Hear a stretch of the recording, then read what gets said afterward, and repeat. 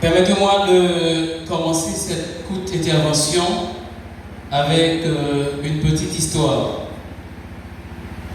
Un jour, on demanda à un enseignant, pourquoi continues-tu à enseigner alors que tu as si peu de moyens? Il répondit simplement, parce que je ne travaille pas avec ce que j'ai dans la main, mais je travaille avec ce que je vois dans les yeux de mes élèves. Voilà ce qu'est un enseignant. Quelqu'un qui voit parfois le potentiel là où les autres ne voient que les difficultés. Aujourd'hui, nous sommes réunis pour célébrer exactement ces femmes et ces hommes. Plus de 2107 dans les 10 départements d'Haïti ont posé leur candidature. 10 ont été retenus pour représenter leur département. 10 visages, 10 parcours, 10 histoires d'engagement. Mais derrière ces 10 finalistes, permettez-moi de saluer les milliers d'enseignants qui, chaque matin, prennent le chemin de l'école avec une seule richesse véritable. La conviction que l'enfant peut devenir meilleur grâce à eux. Chers enseignants, dans un pays qui traverse des moments difficiles comme Haïti, certains pourraient penser que l'éducation peut attendre. Mais moi, je dis exactement le contraire. C'est précisément dans un pays, lorsqu'il y a des crises, que nous avons besoin de meilleurs enseignants.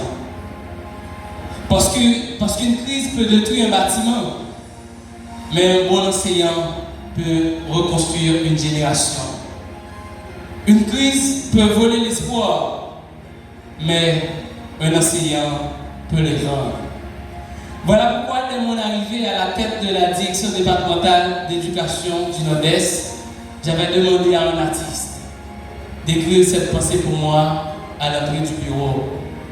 L'éducation, c'est la nouvelle révolution dont Haïti a besoin.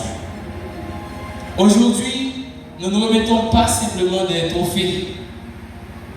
Nous rendons hommage à une profession qui porte l'avenir de notre cher Haïti. Et je veux saluer P4H Global et la Fondation d'ICEL pour avoir choisi de mettre en valeur les enseignants.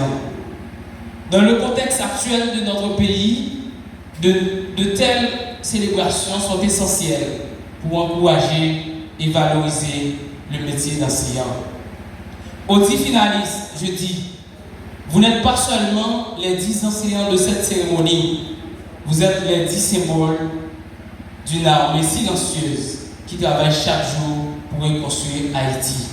Et à tous les enseignants d'Haïti, je veux dire ceci, ne sous-estimez jamais ce que vous faites.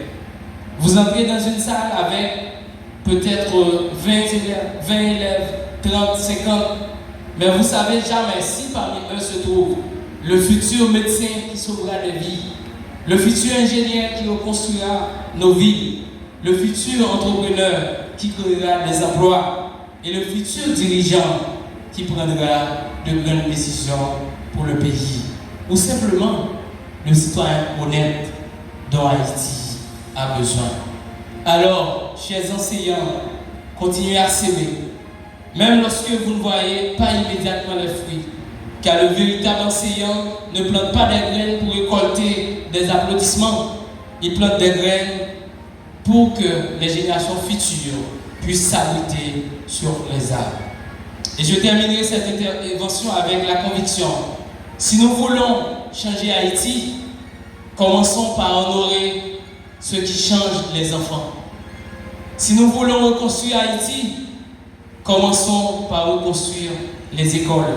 Et si nous voulons préparer une meilleure Haïti, donnons à nos enseignants les moyens, la reconnaissance et le respect qu'ils méritent.